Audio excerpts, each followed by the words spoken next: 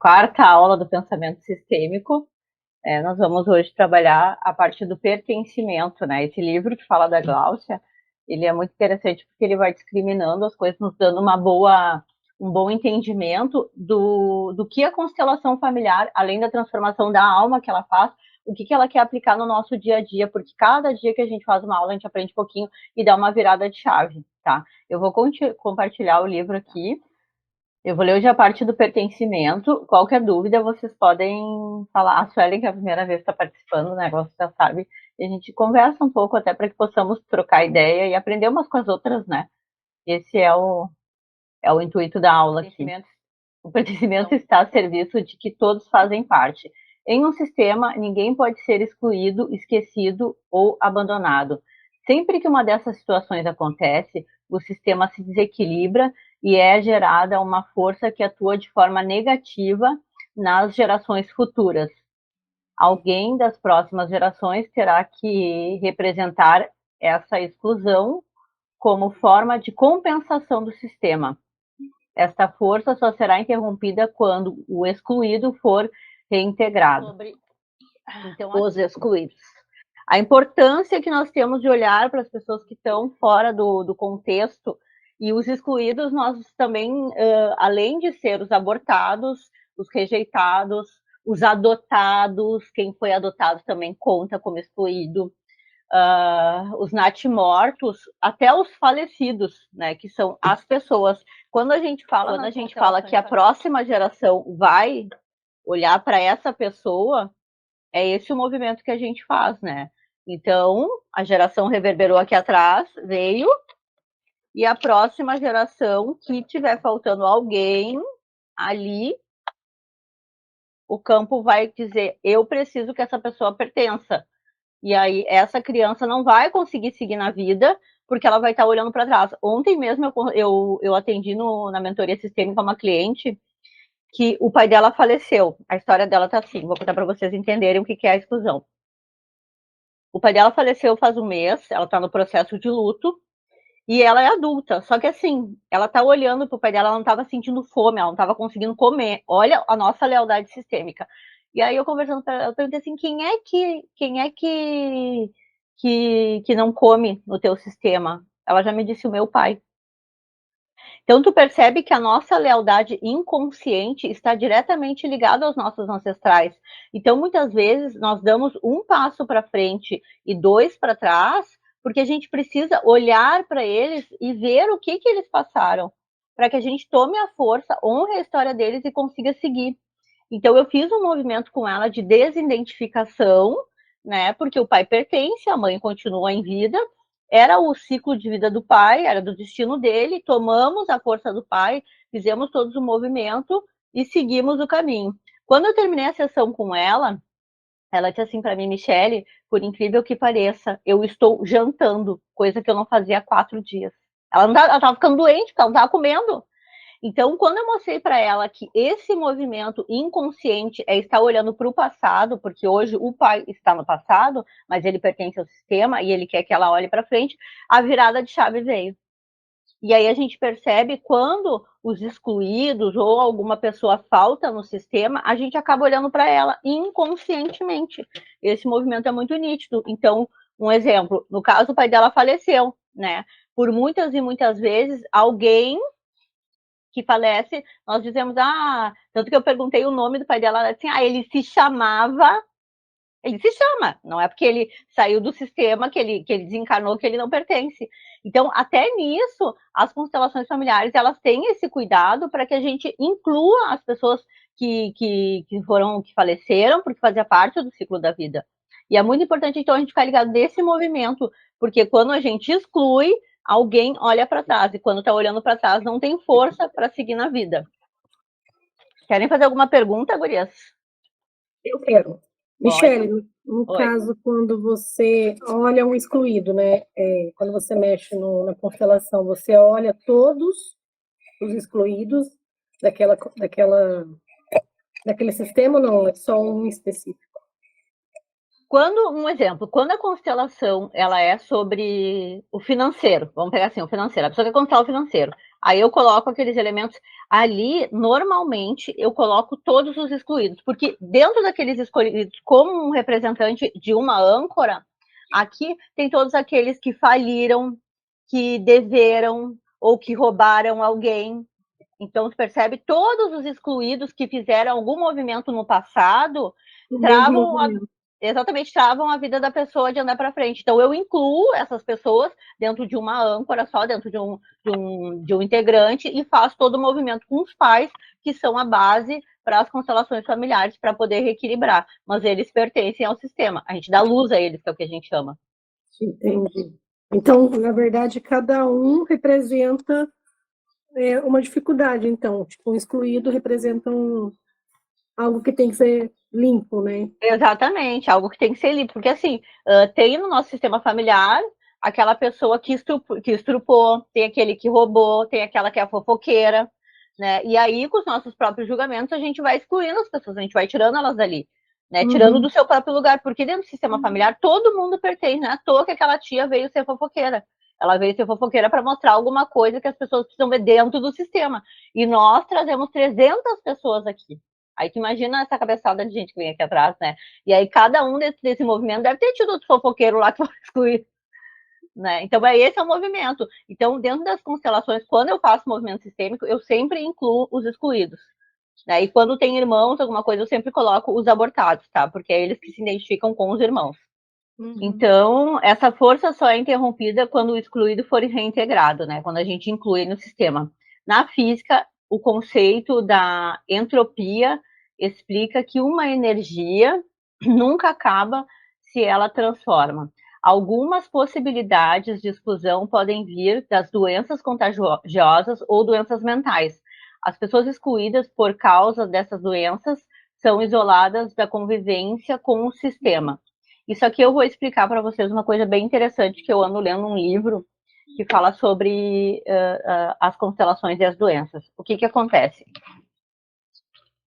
Por muitas vezes, os filhos têm déficit de atenção. E aquela criança não para um segundo na vida. Ela não para um minuto na vida, né? Essa criança, por algum motivo, ela está querendo ser vista. Quando a criança tem déficit de atenção, ela está querendo ser vista pelos pais. Por quê? Os pais, eles estão dando atenção, mas não a atenção que ela precisa. Ela fica agitada porque ela vê o conflito. Ela fica aqui, ó, no meio desse conflito. Então, tu imagina a cabecinha dela vendo tudo isso e ela fica aqui. Ela não tem a atenção que ela precisa para a vida dela, porque o inconsciente dela tá ligado 50% do pai e da mãe e vendo toda a briga deles. E aí, automaticamente, ela não tem força para seguir. E o que acontece? Déficit de atenção na escola, fica agitada, briga, bate, é mal-humorada, respondona. Isso aqui é muito, muito nas constelações, eles falam muito, déficit de atenção é muito isso, assim como outras doenças. E aí, o que acontece? Os pais que têm os seus conflitos não dão atenção para o filho, aí vão lá, dão alguma coisa, uma eletrônica, fica quietinho aí no teu canto, vai jogar teu joguinho. E aí acabam inconsciente excluindo esse filho dos problemas da situação que estão vivendo, quando na verdade o filho não tem nada a ver, porque isso aqui é a família e isso aqui é o casal. Tá?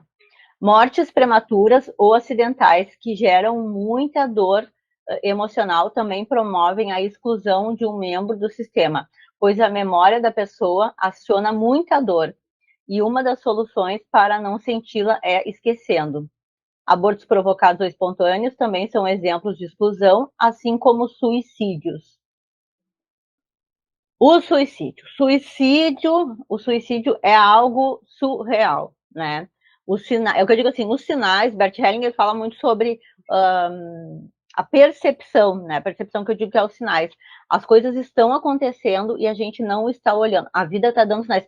Só que nós não aprendemos a olhar para nós não aprendemos a olhar para as nossas dores, nós não aprendemos a falar de nós. Então a gente está tão preocupado olhando para a vida do outro que a gente não está olhando para as nossas questões, o medo que eu sinto se acontece alguma coisa, por que aquilo ali está me dando uma dor de barriga, por que aquilo ali está me dando aquela questão, se sentir, isso é percepção, isso é um sinal da vida, sabe? E saber por que de uma hora para outra eu mudei, se eu estava tão feliz, agora eu estou tão triste, Isso são sinais e as tuas percepções corporais, o teu autoconhecimento, que tu vai desenvolvendo e vai querendo saber, mas o que eu fiz um pouquinho antes disso acontecer que me deu essa virada de chave? Por que eu tô assim?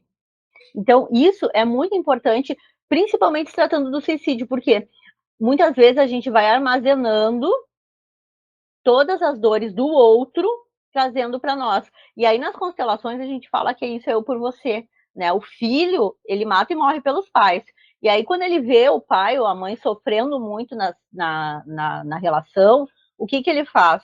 Ele simplesmente, mãe, eu prefiro sofrer do que tu.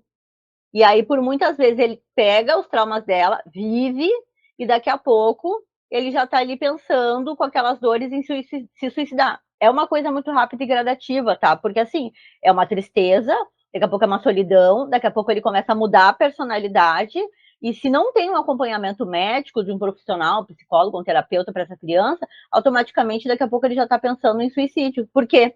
Ele não aguenta ver a mãe sofrendo ou o pai. É uma dor muito grande para a gente ver essa gente sofrer. É surreal. Então, e aí o que a gente faz? Normalmente a pessoa que se suicida, a gente exclui. E isso é cultural, né? A pessoa morreu, independente da morte, a gente coitado, né? Não vai viver, vai ficar lá no breu, enfim. E aí a gente não consegue seguir. Então é muito importante a gente observar os sinais e as percepções. Vou seguir aqui. Todos fazem parte, todos pertencem, independente do comportamento, da ética, das crenças. Todos têm lugar, função, valor, direito e importância. Esse princípio está acima do bem e do mal.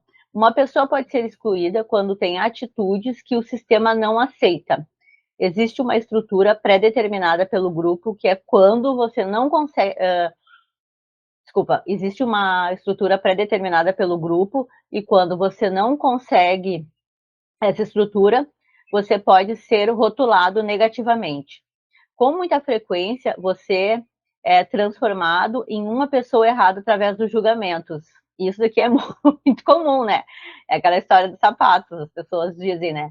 Esse é o meu calçado, anda no meu sapato para saber o quanto eu caminhei. Né? Falar de mim é fácil, esse é seu. No limite, isso acontece quando uma pessoa mata, trai, rouba. Mas também, como exemplo, uma pessoa pode ser excluída por adotar uma religião diferente, um grupo familiar, por adotar uma identidade sexual diferente do esperado, ou por não seguir uma carreira adequada para aquele sistema, além de várias outras possibilidades. Isso pode gerar muitos conflitos internos, né? E essa parte das carreiras, eu já vou dizer para vocês que assim, é muito doido, porque da família todo mundo é advogado. Eu decidi ser circense, nada a ver com o negócio, né? E aí o que acontece? Quando eu sou circense, a família até consciente vai dizer, não, tá tudo bem, tá tudo certo. Mas inconsciente vai dizer, não faz sentido essa guria ser circense, o que ela quer num circo se é todo mundo aqui advogado, bem estruturado, tem um legado para ela, para que ela vai fazer? Porque aqui, quando a gente segue um caminho diferente, dentro do pertencimento, nós conseguimos ter a nossa identidade, o nosso empoderamento, a gente tem o nosso livre-arbítrio, que quando nós olhamos para o nosso sistema, a gente não consegue ter, porque a nossa lealdade sistêmica faz que a gente siga o que todo mundo está fazendo. E quando eu viro a chave, entendo, não, eles são todos advogados, mas eu quero ser circense, eu vou ser circense, está tudo bem. Independente do que aconteça, vem a exclusão, porque eles vão decidir para o sistema aqui se advogado é melhor e não vão querer que eu siga. Mas se eu permaneço com isso, consigo carregar a culpa e o peso e consigo seguir para o mais, desenvolvendo meu trabalho, honrando a vida que eu recebi das pessoas do meu sistema familiar, eu tenho força para seguir, porque os meus ancestrais, tirando da minha família, os meus ancestrais não querem que eu faça a mesma coisa. Porque só eles sabem o quanto foi sofrido para ser advogado. Eles querem algo mais leve. E aí nós temos aquela consciência de assim, não, se eu fizer diferente, eu não vou pertencer. Tu pertence e tu vai abrir outras portas para as pessoas terem outras carreiras. Porque nós temos o livre-arbítrio, a gente só não sabe usar porque nós usamos o nosso inconsciente achando que ele é o nosso destino, né? Querem comentar alguma coisa? Quer falar alguma coisa? É engraçado no caso quando os pais, né, sonham que o filho seja algo e o filho sai daquilo E os pais julgam, né? Falam, não, mas eu, tipo, investi em você para você ser tal coisa, né? E o filho acaba exercendo outra profissão, né? Porque muitas, na grande maioria das vezes, os pais projetam os sonhos deles nos filhos, né? É. E aí, muitas vezes, os filhos, eles podem estar identificados com alguém que tentou fazer o que eles estão fazendo agora. Alguém que foi excluído lá atrás. Aquele tio que tentou ser circense ou ser pedreiro, não sei, né? E aí ele diz, não, beleza, vocês querem que eu seja advogado, mas eu não é isso que eu quero. Até, e tu percebe, assim, eu gosto muito de utilizar dentro do que eu aplico com vocês, as coisas que funcionam na minha vida. Minha família é toda concursada. E eu nunca gostei de concurso. Não é que eu não gostei, eu nunca acreditei no concurso. E todo mundo na minha família é concursada. Todo mundo tá tudo certo. E aí eu lembro que uma vez lá no Sul, teve um concurso do Banco do Brasil. Nunca esqueço esse concurso do Banco do Brasil. E isso aí foi, sei lá, de 2000, 99, sei lá.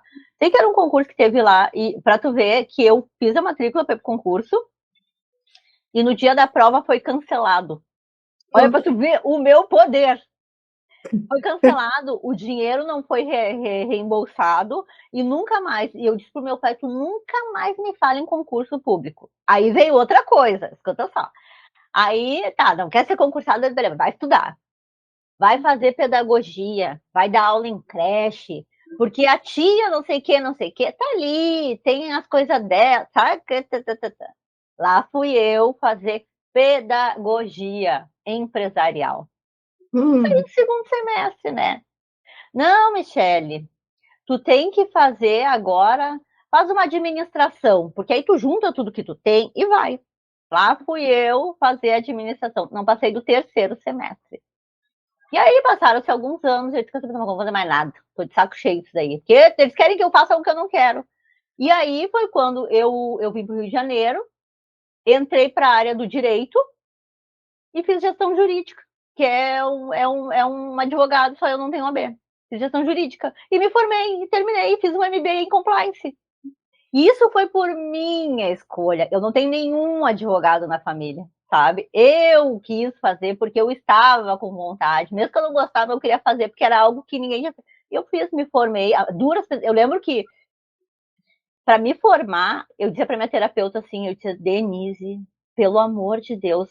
Guria, eu tinha estipulado que eu ia terminar o meu TCC e eu ia entregar ele 12 de junho de 2018. Quando foi 26 de maio, eu já estava pronto, entregue, né? Guria, mas até eu chegar nisso daí, eu tinha pensado em desistir. Era um peso eu largar. Eu só não desisti da faculdade para minhas colegas, que são maravilhosas, que a gente estudava em grupo, sabe? Porque, assim, é muito difícil tu dar um passo diferente do que todo mundo faz. E tu sente uma culpa enorme. É a coisa, é muito difícil. Aí a gente não entende por que, que a nossa vida é ficar parada em círculos. A gente é. não consegue seguir. Você se sente acorrentado, né? Exatamente. É aquele assim, eu dou um passo para frente e dois para E do trás. outra É isso aí. E aí, quando nós tomamos consciência das constelações sobre a parte do pertencimento e que a gente não precisa fazer tudo igual, a gente olha. Eu lembro que toda vez que eu ia estudar, quando chegando perto do final da faculdade, né, eu dizia assim, eu fazia uma oração para minha mãe e para o meu pai, porque eu sou a primeira filha formada. Aí tu percebe o peso que tem. Sou a primeira filha formada, tanto do lado do meu pai quanto do lado da minha mãe. Aí eu disse, meu Deus do céu, o peso deles não serem formados, né? Meu pai tem um curso técnico lá, quando está na faculdade, minha mãe não tem, né? Só segundo grau. Minhas irmãs também, uma agora que entrou na faculdade, meu sobrinho entrou agora também. Então a gente vai vendo as portas que a gente vai abrindo para as próximas gerações. Uhum.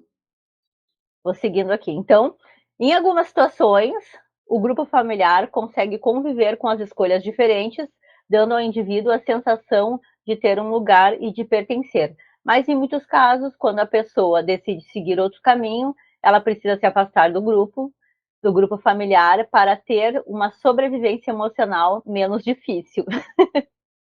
Essa parte eu entro, né? Porque Eu eu vim acho que morar eu no entro também. Eu tô Porque, tipo assim, nessa eu vim morar no fase. Rio de Janeiro para terminar, para poder fazer uma faculdade que eu queria, sem interferência de ninguém. Todo mundo é meu do Sul, né?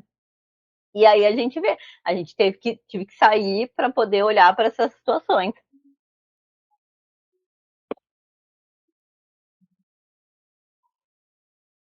Isso pode avaliar mas não resolve o problema, porque a nossa necessidade de pertencimento é biológica e profunda. Um dos motivos para escolhermos caminhos diferentes é a identificação com alguém que foi excluído do sistema familiar em gerações anteriores.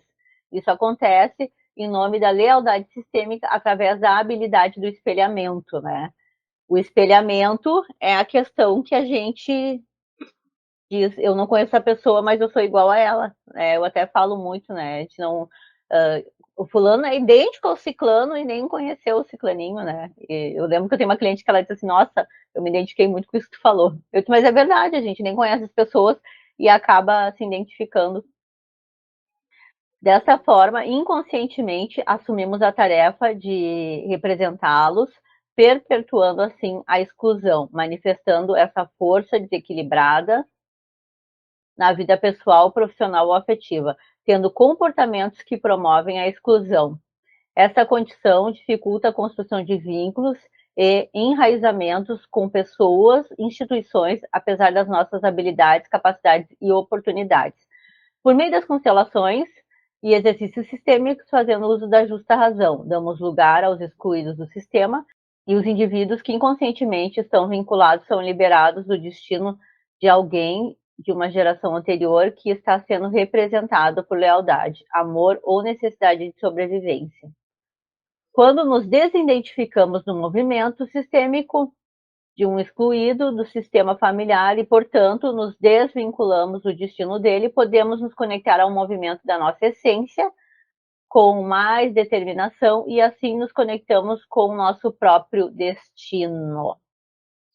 Então, eu tomo somente o que é meu e sigo a minha vida para o mais, para a minha felicidade. Eu recebo o amor que ele deu, eu recebo a vida, a força que eles me deram e também recebo todo o aprendizado, o ensinamento deles, mas muito obrigado e eu sigo o meu caminho. Sigo para o mais. Quer fazer alguma pergunta, Glaucia, Suelen? No caso, para mudar o sistema, você tem que olhar para esse inconsciente, né? Se você não olhar, você não muda, né? Exatamente. Por isso que as constelações familiares, nós utilizamos as âncoras e também utilizamos a constelação com as pessoas, porque o nosso inconsciente ele só vira a chave quando tu olha para a situação. Porque até então, vou te dar um exemplo, tu sabe que a banana é amarela porque um dia te mostraram uma banana amarela, se te mostrasse rosa, saberia que era rosa. Então, quando tu tá nesses movimentos sistêmicos, a importância de tu olhar para a situação é ela que vai virar a chave mais rápido para que tu possa seguir, tomar a força e poder seguir para tua vida, independente do pertencimento que tu tenha no sistema. Suelen, quer fazer alguma pergunta? Eu fico tentando me enquadrar nesse monte de informação, né? Me sinto excluída por ter me divorciado. Uhum. Fui fazendo tudo bonitinho, casei de branco, como mando figurino, como mamãe fez, né? A única que fez. Aí foi a primeira a me formar. E em um dado momento, que eu falei assim, não quero mais, ou sigo, né? A exemplo do casamento dela, né? Que houve um perdão, mas que fica subentendido ali aquela relação de você estar errado, você me obedece, eu que mando, eu que estou certa, né? Muito bem definido e infeliz, né? Ali eu levei 1 ano e meio para decidir se era aquilo que eu queria para mim, né? Ou jogar tudo Sim. pro alto. Eu casei para sempre, eu casei na igreja, era tudo naquela, né? Romântico, enfim. E em prol da família, eu levei 1 ano e meio para decidir e decidi me separar. E hoje, vivendo um relacionamento muito conturbado, né? Por minhas escolhas mesmo, por ter escolhido uma pessoa imatura, por não ter me posicionado, por carência, por tudo, né? Por Uhum. N motivos, me vi muito triste, numa relação de dependência. Eu já comentei com você em alguns, né, alguns Uhum. pedacinhos, mas assim, como sair, né? Hoje eu fico pensando, o que eu faço agora, né? Porque tive uma tia que foi mãe solteira, e sempre foi muito acolhida pelos avós, muito bem apoiada por ser mãe solteira. E eu não. Eu, por ser mãe solteira, fui simplesmente excluída, né? Você está errada, você não está mais de acordo, né, com a igreja e com a comunidade, e fico nesse conflito. Vou para frente, continuo, tento consertar e fico fazendo esses movimentos de sofrimento que eu estou sofrendo, sabe? Assim, Sim. foi de muita, muita valia ter conhecido a constelação, ter começado a ter feito a minha terapia, porque eu estava adoecendo mesmo, chorando, assim, num ciclo de choro e de, sabe? Fora as questões que são particulares, né? Acredito de cada um, não só dessa questão de honrar, né? Honrar o casamento infeliz da minha mãe, ou ser uma mãe solteira que a minha tia foi. Foi infeliz a vida toda no amor, né? Você fica com esses exemplos, né? O que eu faço? Me sinto hoje travada, assim, do que fazer, do que escolher, muito indecisa, muito perdida, procurando força para discernir o que é meu, né? O que é minha história, o que eu devo fazer, porque os exemplos são sempre, sabe, de O que que casada mais triste, solteira mais triste. E Suelen, o que que acontece nesse teu movimento de pertencimento, tá? A tua criança, ela está numa postura arrogante. Tu, como adulta, está numa postura de sofrimento. Por quê? A tua criança, ela está olhando para os teus pais. Eu gosto muito de frisar isso daqui, porque o adulto de hoje é a criança de ontem. Então, inconscientemente, a tua criança diz assim: mamãe, papai, eu tentei, mas eu não consegui, foi difícil para mim tomar a vida de vocês, viver o destino de vocês. Tu percebe? Porque tu fez tudo, não porque tu queria, mas porque a tua mãe queria. Entra no fato meu da faculdade, entendeu? Que eu comecei, porque queriam que eu fosse concursada, que não queria. Eles queriam, não era o que eu queria. Então, quando tu tomar consciência de virar essa chave, de dizer assim, eu honro a vida que vocês me deram e eu tomo força para seguir o meu destino, que é isso que eles querem. Eles querem que tu siga. Só que inconscientemente, a nossa lealdade sistêmica ela é tão forte, tão forte, tão forte, que a gente dá um passo para frente e dois para trás. E volta para cá. Então, Sueli, a forma que tu tem que agir de conexão com a tua mãe, e eu falo conexão de quando tu pensar nela, no teu pai, tu honrar a vida que eles te deram. Eu sou muito grata pela vida que eu recebi de vocês. Eu tomo todo o carinho, amor e respeito. Eu sou pequena diante da grandiosidade de vocês. E a partir de hoje eu peço a bênção e a permissão para seguir o meu caminho. Eu peço que respeitem as minhas escolhas. Olha, peço que respeitem as minhas escolhas. Nem melhor, nem melhor, nem pior. Apenas escolhas diferentes.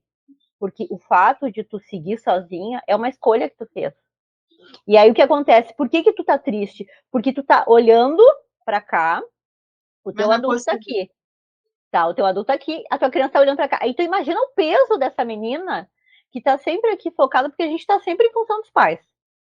Tudo nessa vida a gente tá em função dos pais. Então, para ela sair daqui, se a mãe e o pai não abençoam, tu não vai conseguir seguir. Tu vai dar um passinho para frente e vai voltar para cá. Porque inconsciente a gente precisa da benção dos pais. Inclusive, até a Bert Hellinger fala muito sobre isso. Antigamente se pediam as bênçãos, né? Benção pai, benção mãe, aquela coisa toda. Isso é uma coisa muito importante, porque foi a mãe e o pai que te deram a vida, ele te abençoou, tu vai. Então, quando a gente olha com respeito para o nosso pai, para nossa mãe, para a relação deles, porque existe uma diferença. Isso aqui é relação de casal, é aquele problema que tu disse.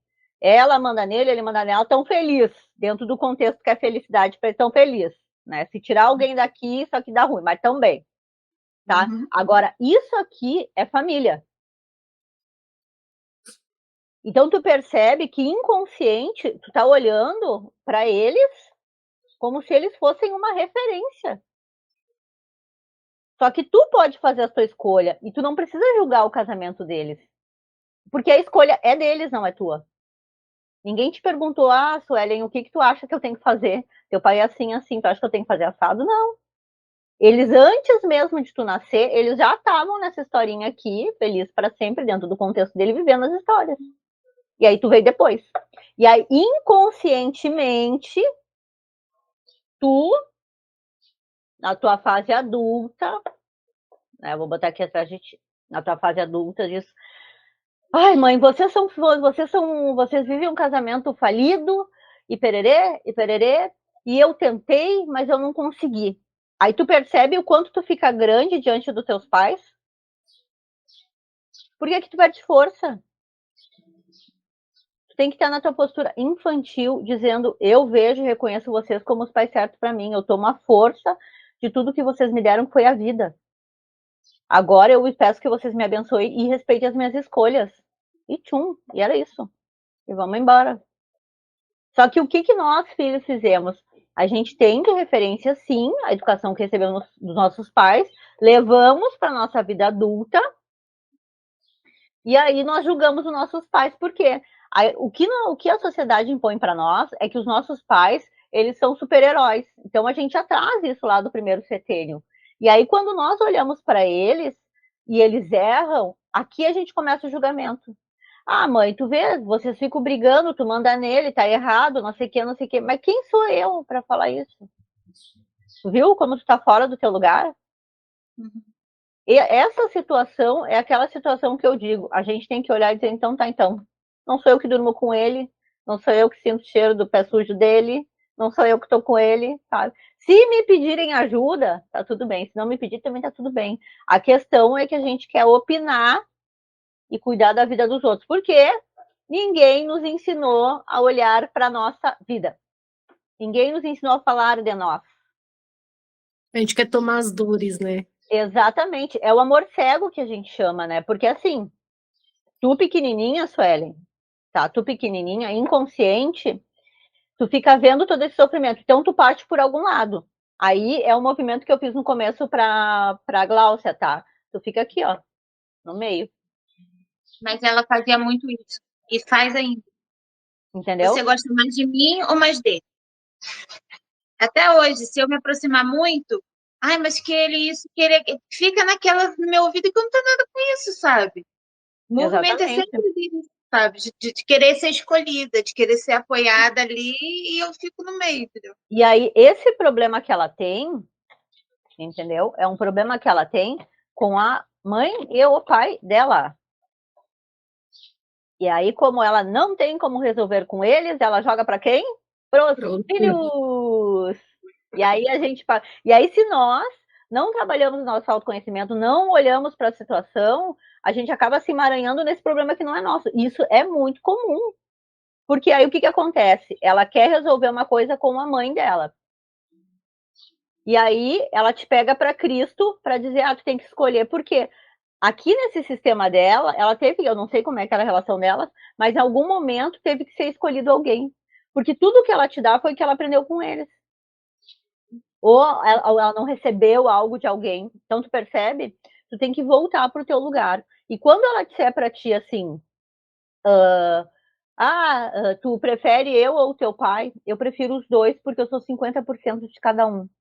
E eu peço que a senhora me libere e respeite a minha escolha. Ele é o meu pai. E aí o que acontece? Quando ela te coloca nessa divisória, tu acaba te tornando mais parecido com teu pai. Tu fica mais parecido com teu pai. Aí ela fica com raiva, porque muitas vezes ela quer dizer coisas pro teu pai, que ela não consegue falar, e aí ela te enxerga e vai lá e te metralha. Tá fazendo sentido pra ti, Sueli? Muita coisa. Essa questão do você gosta é pequena, eu via isso pequena. Eu lembro que assim, um era Flamengo e o outro Botafogo. Você vai ser o quê? Você é Vasco, porque eu não sabia quem escolher. Só que hoje, sério, hoje, grande, eu não consigo decidir o que eu vou comer. Eu fico numa indecisão que me afeta muito. Não consigo escolher nada, inclusive o meu relacionamento. Se sigo, se volto, eu fico nessa indecisão que é maior do que tudo, sabe? E essa indecisão é porque tu tá no meio da relação, então tu não tem uma conexão com teus pais. Olha só, tá no meio da relação deles. Isso é inconsciente, tá? porque hoje tu é adulta, mas inconsciente tu tá no meio dessa relação. Então tu fica dividida, tu não sabe se tu vai direita ou para esquerda. Só que quando tu tomar consciência e voltar para o teu lugar de filha e entender que isso aqui é um problema deles, tu vai ter força e segurança para ter teus pacientes. Sabe por quê? Porque a segurança, a força, a determinação, o foco, ela vem do pai. A amabilidade, gentileza feminina, ele vem da mãe. Então tu percebe que a gente tem um pouco de cada um. Quando a gente fica no meio, a gente tem essa indecisão, e isso é muito comum. Agora, se tu olhar para os teus pais e dizer assim, eu vejo e reconheço vocês como os pais certos para mim, eu tomo a vida que recebi de vocês e faço o melhor com ela. Eu volto para o meu lugar de filha, porque vocês são grandes. E agora eu sigo para o mais. Então, eu acho que eu acabei de identificar, porque, assim, para não ficar no conflito e para não criar novas circunstâncias, eu me afasto. Eu acho que, então, o movimento não é esse, né? É estar lá e acolher os dois e não me afastar. Exatamente. Eu me isolo, porque eu não tinha essa consciência, eu não sabia nem impor isso. Acho que expor, né, como sinto, e sempre tive que decidir, sempre tive que estar entre um e outro. Exatamente. Deixa eu só ver aqui se tinha uma menina para entrar. Peraí. Ah, Priscila. Oi, Pri. Deixa eu voltar aqui.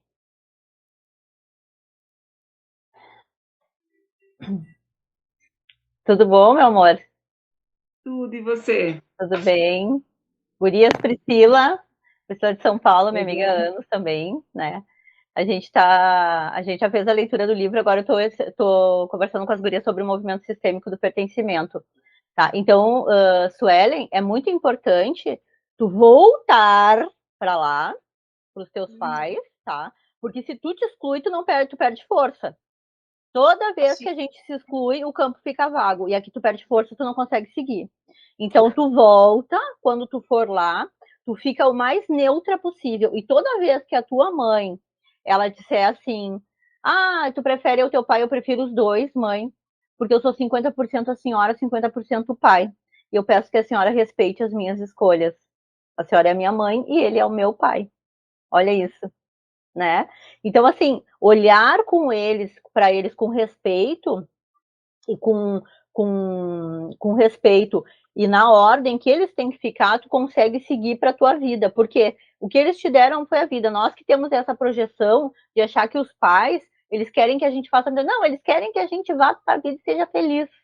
Quando o Bert Hellinger fala sobre o sucesso tem a cara da mãe e essas coisas todas, ele diz assim, a tua mãe, se tu for uma pessoa bem-sucedida, beleza, mas se tu estiver dentro da tua estrutura familiar e ter uma vida saudável, que é o que os pais querem, não dê problema para eles, tu também tá tudo certo, entende? Então, tu ficou olhando para tua mãe pro casamento dela, aí tu inconsciente viveu o casamento, repetiu o padrão dela.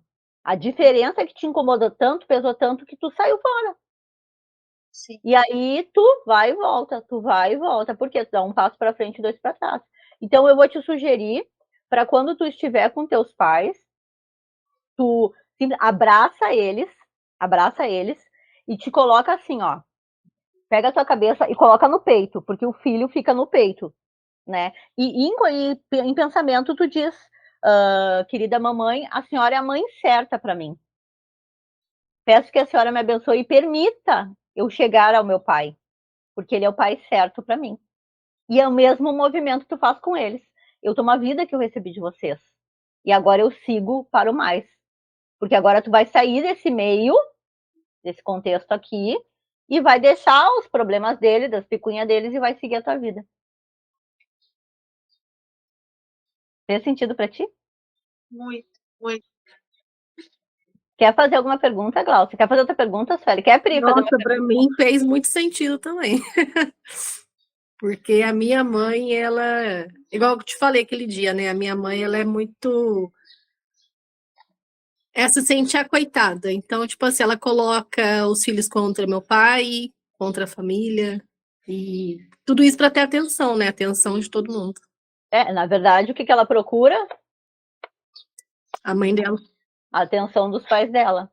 E aí ela fica infernizando todo mundo, incomodando todo mundo, porque é que todo mundo olhe para ela, quando na verdade o movimento que ela está fazendo é esse. E aí volta aquela que a gente sempre diz, né? Nós, mesmo depois de adultos, estamos sempre olhando para os nossos pais.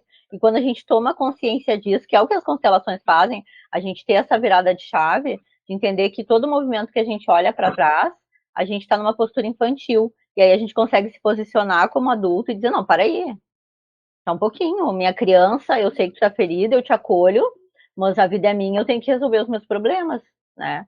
Mesmo que seja pesado. A gente vai dar uns passos, vai voltar e vai seguir. Uma coisa que eu tenho comigo mesmo, que eu digo assim, as coisas estão acontecendo muito na minha vida, no Instagram, as coisas estão acontecendo. Então eu digo assim, eu dou um passo, olho como é que é e volto e peço a permissão dos meus ancestrais. Porque eu não tenho nenhuma terapeuta na família, você é a primeira terapeuta. Entende? Eu sou a primeira terapeuta, eu sou a primeira que está fazendo todo esse movimento de transformação. E eu vejo reverberar em muitas pessoas no meu sistema familiar, sabe? As pessoas à minha volta. Então eu venho e digo, não, agora vamos todo mundo junto, porque eu preciso de vocês comigo. Porque tudo que é novo, eles também não viveram, porque nós estamos numa outra época. Então, esse medo que nos traz para a lealdade é o medo do diferente, sabe? Que é o que a gente tem melhor para pensar diferente, mas é o diferente que vai abrir a nossa cabeça e as próximas gerações para prosperar, para ter uma vida mais saudável, para a gente carregar só o que é nosso. Tu percebeu, Suelen, que quando tu fizer esse movimento, só vai carregar o que é teu. E os problemas deles vão ficar todos com eles. Michele. Desculpa. Imagina, pode falar. Eu tenho 3 adolescentes. Se eu não souber consertar isso lá atrás e ser uma mãe, né, eu vou estar reproduzindo isso com os meus filhos e o pai deles. Exatamente. Né, que tá se casando e que a gente não sabe como é isso que você está falando, né? Eu não sei como seguir, como ser, né, uma mãe separada. Então, assim, tudo vira atrito, tudo vira conflito, tudo vira... Então, se eu não me resolver, eu vou estar projetando problemas para os meus filhos com relação ao pai. Então, assim, a grandeza disso tudo, né? Porque é algo, tanto que assim, nas constelações familiares, nós servimos até 6 gerações atrás. E aí eu pergunto para vocês, quantas de vocês já perguntaram para a bisavó como é que era a Tata? A gente não pergunta, no máximo que a gente vai ter a bisa, né? E olhe lá para quem tem bisavó. E ainda assim, nós não fomos criados para perguntar para os nossos avós como é que era aquele tempo do trabalho. São poucas pessoas. Eu lembro que a minha bisa faleceu com 101 anos e ela dizia para mim que ela começou a lavar roupa para fora. Ela tinha 7 anos, imagina, ela faleceu com 101, ela começou a lavar 7 anos. E ela dizia algo que me chamava muita atenção, que naquela época eu era casada, ela dizia assim, né, filha, sem vergonha se vende anos. Porque ela enterrou 3 maridos, tá? Porque o primeiro marido dela, ela disse assim, eu ficava no portão vendo ele dançar carnaval lá com as mulheres. E era muito engraçado isso. E eu ficava olhando, mas Bisa, ela dizia, é isso daí mesmo, e trabalho não mata ninguém. Porque eu trabalhei os meus 7 anos lavando roupa. Tu percebe? Ela morreu com 101 lúcida, tá? Lúcida. Ela faleceu lúcida. Então tu percebe o quanto de mulheres que ela veio. E mesmo com todo esse movimento que eu tinha de aproximação dela, eu nunca perguntei pela minha tataravó. Eu nunca me atinei naquela época a perguntar. Eu perguntei semana retrasada para uma tia minha, que é filha dessa minha bisa. Eu perguntei, mas me conta como é que é. Eu descobri que o nome da minha tia era Ermelina, sabe? E que ela era parecida com uma tia Helena, que era uma tia que eu gostava muito, e também faleceu, sabe? Essas coisas assim. E aí eu fui, olha, para dizer que eu fui um degrauzinho a mais. Mas isso porque eu estudo, porque a gente não faz isso. E aí nós não nos conhecemos. E aí, quando a gente não se conhece, automaticamente a gente repete o padrão de todo mundo. E aí, quando eu olho, eu dou luz para as pessoas, incluo todo mundo do jeito que são, tomo a força do meu sistema familiar e consigo seguir. Querem fazer alguma pergunta? Fazer uma pergunta, Pri. Oi, bom dia, meninas. Desculpa o atraso, Mi. Tudo bem. Só tô vendo aqui que eu tô no meio das duas, sabe? Realmente, eu tive uma mãe, tenho uma mãe, né? Na verdade, eu tenho minha mãe. Uhum. E na infância, as memórias que eu gravo dela foram isso. Foi dela colocando os irmãos contra o pai, né, aquela projeção, e quando eu enxerguei isso nela, comecei a ficar mais com meu pai e menos com a minha mãe. Então eu era 100% minha mãe, passei a ser 50% minha mãe, 50% meu pai. Passei por um período de ser mais 100% meu pai e 0% minha mãe. E hoje eu tô nesse equilíbrio, sabe? Buscando encontrar esse equilíbrio. E, Pri, Então, esse equilíbrio tu encontra quando tu olha para os dois e toma vida. Aqui tu tem, porque até antes de tu entrar, a Suelen estava falando sobre a indecisão, esses desequilíbrios que a gente tem. Porque quando a gente tem esse desequilíbrio de seguir na vida, é quando a gente está no meio. Aqui, ó. Porque o pai, ele é o mundo, ele é a decisão, a segurança, tudo que a gente vai buscar lá fora. E a mãe é tudo que a gente busca dentro de casa, nutrir, amor, amabilidade, essas coisas assim. Então, o movimento, gurias, que eu posso deixar para vocês hoje é assim, ó. Olhem para o pai de vocês. Eu faço algo semanalmente, não vou ter mais diariamente, né? Mas semanalmente eu faço assim, eu acordo aqui na minha frente da minha janela, eu olho para o céu e digo assim, querido papai, querida mamãe, eu vejo e reconheço vocês como os pais certos para mim. Eu tomo a vida que eu recebi de vocês, eu sou muito grata por tudo que eu recebi. A partir de hoje eu sigo por mais. E eu criei um hábito de fazer isso diariamente. E são palavras que têm um poder, porque nós esperamos dos nossos pais, pela nossa lealdade sistêmica, atenção, carinho, amor, dinheiro, blá, blá. Só que assim, a gente não sabe se eles receberam isso. Como é que a gente vai cobrar? Então, se eu tomar só a vida que eles já me deram, eu tenho a força do meu sistema e eu consigo resolver os meus problemas. Por isso que é muito importante a gente aprender a se conhecer. As nossas percepções, quando tu tá conversando com uma pessoa, se tu te arrepia, se tu sua a mão, ou se aquela pessoa te disparou um gatilho, o que tá acontecendo? Tu estava muito bem, daqui a pouco tá muito triste. Isso são percepções que nós aprendemos nas constelações para que a gente consiga virar nossa chave, porque senão a gente sai disparando as coisas em todo mundo e as pessoas não têm nada a ver. sim. Aconteceu um fato comigo, que eu até tenho um vídeo lá no Instagram que eu falo sobre o livro Paz e Conflito do Bert Hellinger, né? Bert Hellinger. Tem uma vizinha minha nova aqui, onde que eu moro. Ela fala alto, e além dela falar alto, ela fala alto, além dela falar alto, ela escuta música alta. A guria tinha chegado uma semana, guria. Eu queria matar ela. Assim, sabe? Eu queria enganar ela. E eu não entendi o que era. Mas aí eu comecei a pensar que eu vou me analisando, né? Eu vou me analisar, gente, mas o que tá acontecendo? Eu não falo com ela, não converso, ela não fez nada. Nada pra mim fazer uma semana que ela tava ali, sabe? Não fez nada. E aí, lá um belo dia, acho que tinha passado uns 4, 5 dias que eu tinha feito meditação, tinha falado com a minha terapeuta, eu tava deitada, me virou a chave. A voz dela me disparava um gatilho da minha madrasta, porque eu fui criada por madrasta. Quando eu ia para a escola com 5, 6 anos, a minha madrasta chegava de manhã e gritava assim, ó: acorda, Michele! Imagina, acordar uma criança berrando. Então, a voz alta dessa vizinha me disparava esse gatilho. E outra coisa que a madrasta também fazia era ouvir som alto. Isso me dava uma irritabilidade. Se eu não tivesse o conhecimento que eu tenho e descobrisse as minhas percepções, eu ia lá na vizinha, metralhava um monte de coisa nela, a vizinha não ia causar toda uma discórdia. E o problema não é dela, porque o problema sou eu. Tá incomodando em mim. Ela com as questões dela, tá incomodando em mim. E aí vocês percebem quando eu digo que a gente tem que aprender a desenvolver o nosso autoconhecimento e as nossas percepções, o que o conflito aqui fora tá querendo me mostrar aqui dentro. Essa é a virada da chave das constelações familiares. Esse X que é o que dá a nossa virada de entendimento e de maturidade, de olhar para a vida com mais sabedoria, clareza, visão. Porque eu entendi que, cara, o problema é dela. E ela nem ouvia tanto som alto assim. Eu achava que ela ficava o dia inteiro, mas na verdade ela fica meia hora, uma hora. E aí o marido logo chega e eu dou graças a Deus que ela bate. Hoje nem tanto. Hoje ela diminuiu realmente muito, muito o volume de som. Inclusive ontem ela tava com volume de som e aí eu ia atender, eu pedi, ela baixou, tudo certinho, sabe? Todo mundo civilizado. Então tu percebe, se a gente não tem esse fio de percepção, tu já causa uma discórdia e um problema que não precisa.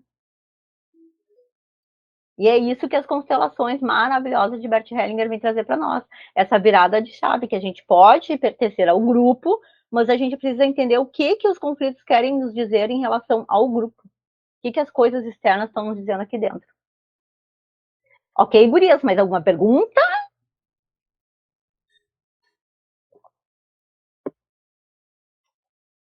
Tudo certo? Então, eu quero encerrar a aula de hoje. Amanhã vai ser ordem do sistema, né? Que é a ordem hierarquia. Estou muito feliz com a presença de vocês. Sou muito grata por poder olhar. Eu sou isso aqui bem pequenininho diante da grandiosidade do sistema familiar de vocês. A minha ancestralidade honra o sistema de vocês e a vida de todas vocês. Eu vejo vocês, tá, gurias? Um beijo. Fiquem bem. Qualquer coisa, bota lá no grupo, me chama no privado, eu respondo todo mundo, tá? Obrigada, Michele. Você é maravilhosa. Um beijo, meu amor. Nós mulheres somos maravilhosas. Estamos aqui para nos ajudar, viu? Beijo. Tchau. Tchau.